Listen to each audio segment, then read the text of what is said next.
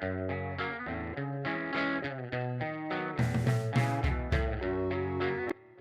everyone, my name is Chris. I am with your local relocation office at Army Community Service here on Fort Drum. And we're gonna have some fun making some cooking videos. And this is one of many that we're going to do. So to start, this video is being filmed in the privacy of my own home. So right now I got my cat down there, I got a dog somewhere around here, I got 2 kids upstairs, and my wife is behind the camera because she won't do this stuff, so she's gonna make me do it. So, let's talk about what we're gonna do here today. This is a recipe originally known as shashlik. Translation is pork kebabs. It originates from Central Asia. This is a recipe actually from my wife's family back in Germany.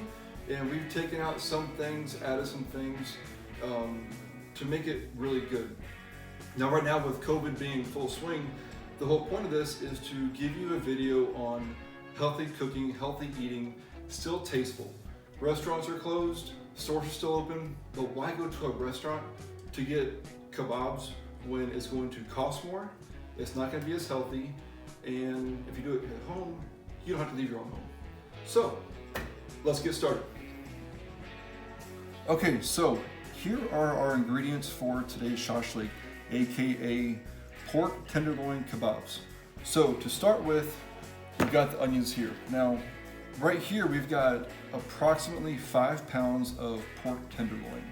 So what you want to do is get about the same weight in meat as you do with your onions. Now as you can see here in the onions, the pieces are, here's a knife and you can kind of get an idea about how big the pieces are. Now these onions are seasoned with black pepper, local head country seasoning from one of the local meat markets, and a little bit of garlic salt. Now once you do all your seasonings, you put them in your bowl, you really want to get the onions, get your hands, get in there, get dirty, massage the seasonings into the onions. Once you're all done, if you want to add anything else, feel free, by all means, have fun, let your imagination run wild. Once you're done massaging all the seasoning into the onions, let it sit for about a half an hour to allow the natural juices of the onions to come out. That's going to help with the marinade, especially for the pork. So, at the very, very end, the garlic, the #1 ingredient of any dish you can make. That will go in last. We'll massage the garlic into the rest of it, and we'll go from there. So let's talk about the pork tenderloins here real quick. So these are just bought from the local store, Aldi. We got, each pack has 2 chunks of pork tenderloin. And one thing I like to do with any meat that I cook, whether it's a pork tenderloin or any kind of beef, anything, is I want to get rid of unnecessary fat. You're not going to eat it, so why cook your meat with the fat on? Just go and get rid of it. So like all these big chunks here, we're going to get rid of these pieces.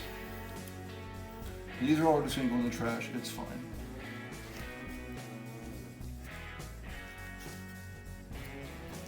Now, I'm not saying you don't have to go over and get every slither of fat off of the meat, but these major chunks here, get these things off of there, and it just makes it easier for when you grill and left stuff to pick off later on.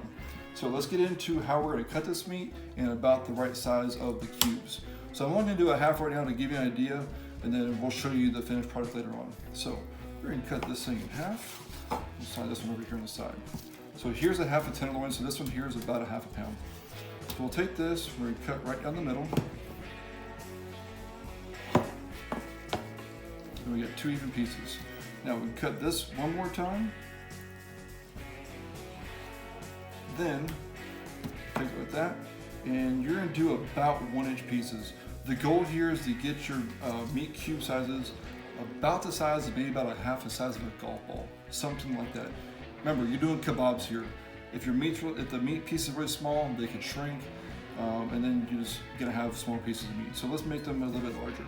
So about 1 inch wide.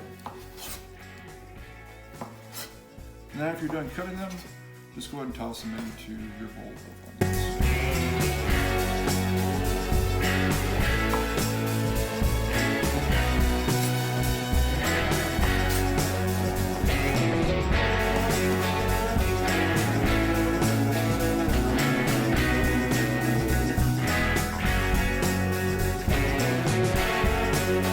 Okay, and now we have all the meat is cut into our bowl of onions.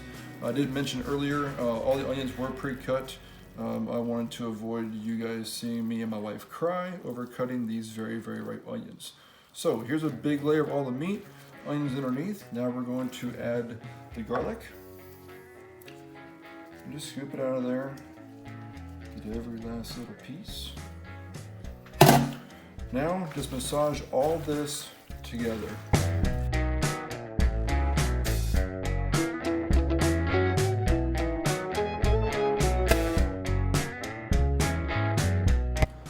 Okay, so all you need for this is going to be your bowl of meat, a large baking tray, and we have here about 15 metal kebab sticks. Now remember, you can use wooden kebab sticks if you'd like. Just make sure before you grill to soak those wooden kebab sticks in water for about an hour to prevent them from burning on the grill. So I left the lid on for a reason, because we're going to open this.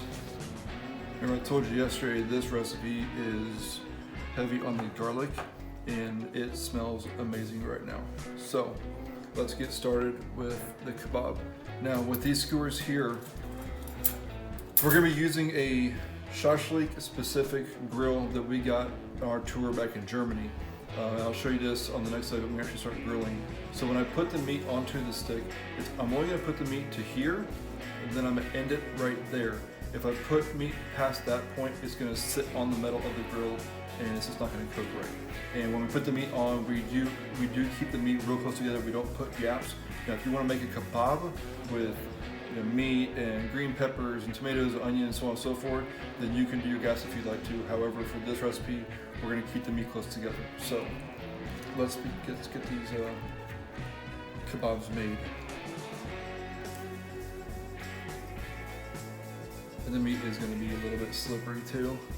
So if you can see that, that's about how close we're going to get it. We're going to crunch it up together. And we also took the meat out about a half an hour ago, or 45 minutes roughly. That just allows the meat to kind of get to more of a room temperature. That way you're not dealing with really cold meat while you're trying to make the kebab, in turn making your hands cold as well.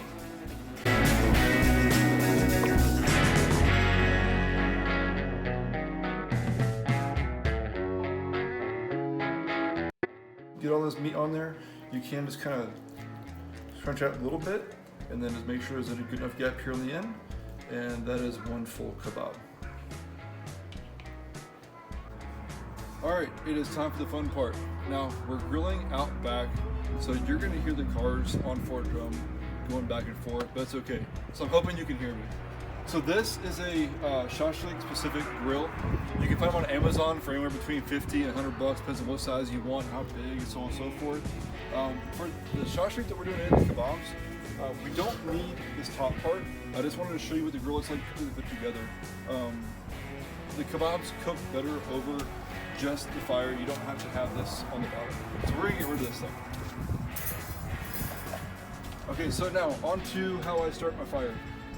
I don't do what most people do. I don't prefer a propane grill.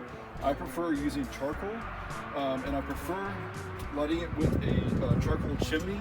You can use any store for about 10, 12 bucks. I got mine at Lowe's for $10, a charcoal brand. And I'm also not a fan of using lighter fluid, so I use fire starters. This is Fire and Flavor. It is a USDA certified bio-based product, so it's 100% completely safe and natural. You say it's really small, it fits in the palm of my hand, nothing too big or special. Now what I'm going to do is I take the fire starter, I place it down here first, light this. Alright, that's enough for the fire starter. And now just place your chimney directly over it, right in the middle. The fire starter, the fire will just come straight up to the chimney. This part here takes about 30 minutes. The fire starter here in the bottom, it has a hole so that the air can get through to get the fire going. And it's going to light the coals bottom first. It's because the heat's going to rise up to the coals. And what I usually do is once I can see the amber coals right about this area, then that's enough for me, and then I'll go ahead and dump the coals in the bottom. This process here takes about 30 minutes. You can set a timer. It's nice outside, so we're going to enjoy ourselves, enjoy the nice weather, and to fast forward this part if you'd like, because it can be pretty boring. You'll see after about another minute or so. Actually, you can see it now. The smoke from the charcoal is already slowly coming up. So as you can see, it doesn't take very long at all.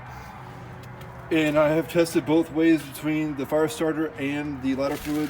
This way I find works faster than lighter fluid. So I stick with what I like, and I prefer to have a fire starter like this than lighter fluid with kids around. So you do it what's best for you. And I'm gonna sit here and watch these coals get hot.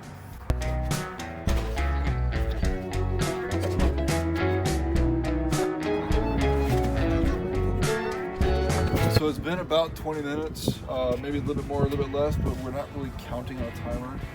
As you can see here, the coals are about up to here, and as far as the heat level, if you really look inside, you can see where the ambers are. So right now, we're where we need to be without waiting for the whole top layer to be red and it's an amber. So grab your handle, we're gonna go ahead and take this, and we're gonna dump it out very carefully. You're dealing with very, very hot coals and ambers. As you can see, there's not much for this first layer. So what we're gonna do is we're gonna use these tongs here. I use these in particular just to kind of spread out a little bit. But since we don't have a whole lot to cover this whole first layer, I'm gonna kind of lump it together. Now, one of the ways to cook this particular dish, this isn't a low and slow type of meal or cooking fashion. So I've got 2 small pieces of firewood here. I'm gonna put them over the top here and let these 2 catch on fire. So this be another little small break. And then once these are on fire, then I'm gonna add these 4 chunks of hickory smoke to the fire. And then once the smoke goes, then we'll start cooking. So let's put those right here in the middle. Let the coals heat these up and wait again. Feel free to fast forward this part. It's kind of boring too. So that did not take very long at all. This firewood happens to be really, really dry. So what I'm gonna do to kind of get a little structure here to make sure that my hickory wood chunks actually take in a kind of a fast way is I built the charcoal up a little bit here. So we're gonna place one here.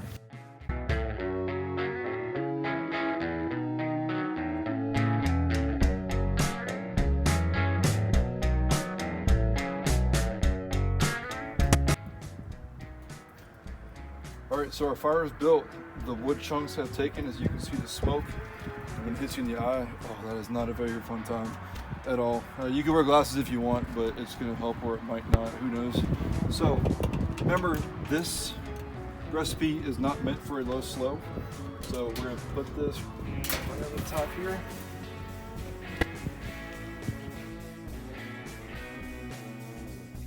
And you see why we only put the meat to that one point. Because if you go too far, then you're literally putting meat on the edge, and then you're just wasting meat, and that's not really good.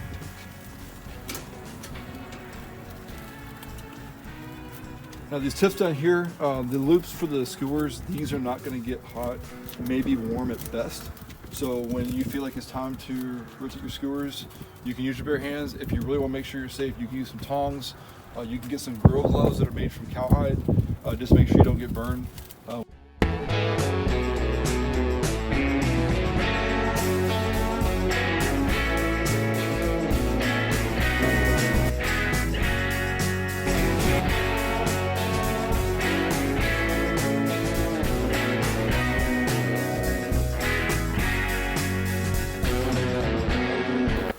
Alright, so a couple of these are finally getting done. So here's what we do to finish off our skewer. Now if you want to keep it on there for the kids and let it cool down and have it eat off, it's fine.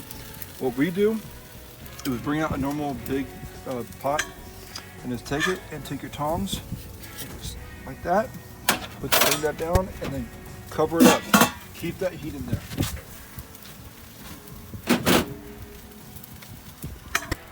Okay, we're down to our last 6 kebabs. So,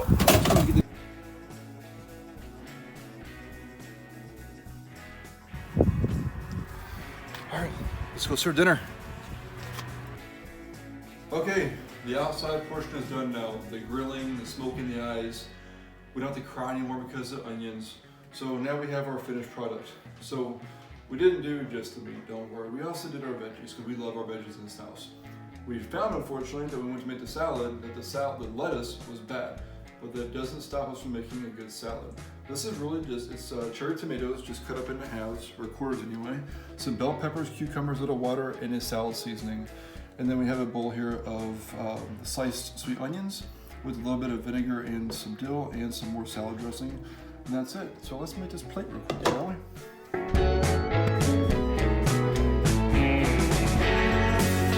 And there we have it, folks. That is our finished plate. Looks pretty good. I hope you guys enjoyed watching the video. I hope you learned something new. I hope you guys were able to get outside and enjoy the barbecue, the grill, and the beautiful weather, and make some shashlik. Thanks for watching.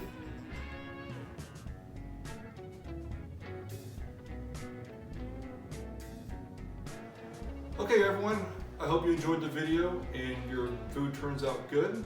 Let us know in the comments what you think and what else you want to see. And don't forget, think ACS first.